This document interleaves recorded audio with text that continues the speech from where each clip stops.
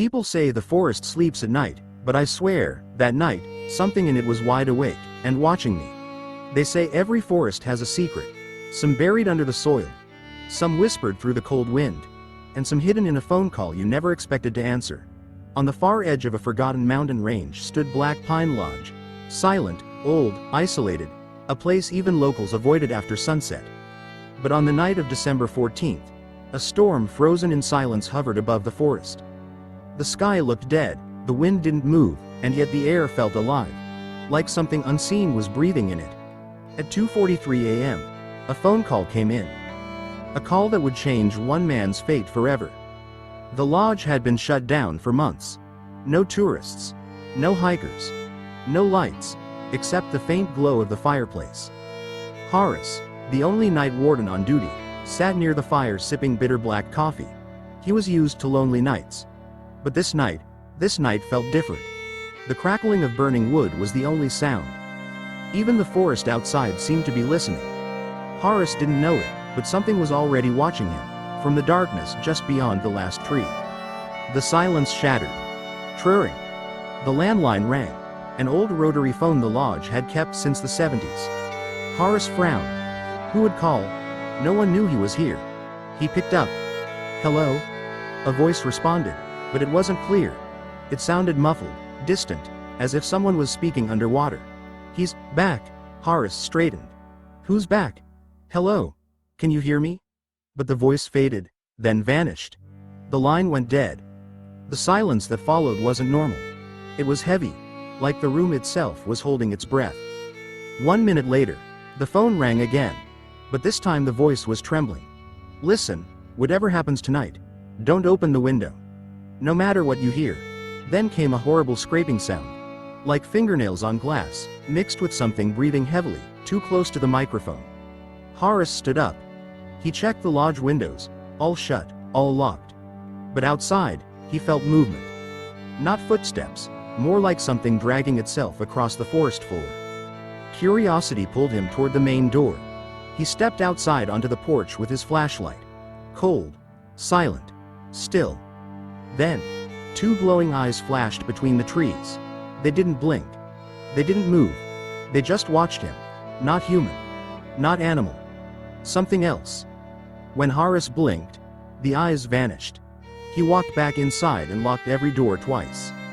The phone rang again. This time the voice was clearer, almost whispering. You're not alone in there. Horace's blood ran cold. What do you mean not alone? Who are you? The voice exhaled slowly on the line. I warned you about the window, but you didn't check the back one. Horace froze. His throat tightened. I didn't open any window. The voice replied.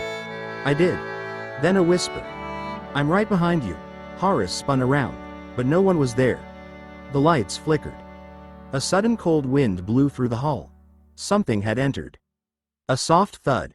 Then another. Then slow, heavy footsteps above him. Creak, creak. Something was walking in the upper hallway. Deliberate. Slow. Like it knew exactly where to go. Horace rushed up the stairs, flashlight trembling in his hand. The corridor was empty, but the air was thick with moisture. Water was dripping down the walls. Fresh drops. And along the corridor's length, streak marks appeared, as if someone wet had brushed their hands while walking. At the end of the hallway, a single word was smeared on the wall. RUN. Horace ran back to the main hall. Outside, the forest was no longer still. The trees looked like silhouettes of twisted hands, bending toward the lodge, creeping inch by inch. The wind rose suddenly, carrying a deep growling echo. The storm had begun without lightning, without thunder, just noise, like the forest was roaring. The phone rang again. Horace didn't want to answer, but something compelled him. The voice was different now, lower, distorted, almost inhuman. He's searching for you, Horace whispered. Who is? A long silence. Then, the one you left behind. The voice grew harsh. He remembers the night you found him. He remembers how you walked away. Horace felt his bones freeze. No one knew about that night. 3 years ago, he had found a lost hiker in the woods, barely alive, calling for help. Horace tried to get assistance, but the storm had been too strong. He was forced to leave, promising he would return with help. But by the time he came back, the hiker was dead. Only Horace knew the truth. So how did this caller know? The memory hit him like thunder. The man lying in the mud, clothes torn, eyes filled with fear. "Don't leave me," he had whispered. But Horace had left. He had to. He had no choice. Yet guilt had followed him ever since. Now a new voice whispered on the phone. "He waited for you, until the cold swallowed him whole." Horace's breath shattered in his chest. Now, he has returned. A loud boom shook the lodge. The front door bent inward. Something massive struck it again. Boom. The wood cracked. Horace stepped back, shaking, flashlight in hand. The third strike nearly shattered the hinges. Then, a wet, raspy breathing echoed from the other side. Something dragged its claws across the wood slowly, deliberately. A long, scratchy stroke. Then a whisper came from the door crack. "Horace." The phone rang again. This time, Horace knew exactly who it was. The dead man. The one he left to die. He picked up with trembling hands. The voice spoke softly, deeply. "Come outside, or I will come inside." Horace didn't reply. The voice grew angrier. "You owe me your life. Tonight, I collect." Horace screamed into the phone. "What do you want?" The answer came slowly. "A companion." Then the line went silent. Crash. The front door exploded inward. Splinters flew across the hall. The creature, the drowned, rotting, twisted version of the hiker he once knew, crawled into the lodge. Its eyes were glowing. Its skin dripped with black water. Every step left a wet footprint. It lifted its head and stared directly at Horace. "You left me once, you won't leave again." Horace ran. Through hallways. Downstairs. Into storage rooms. But every time he turned, the creature was closer. Dragging itself. Breathing heavily. Calling his name in a voice that didn't belong to the living. The lights flickered violently. Shadows twisted unnaturally on the walls.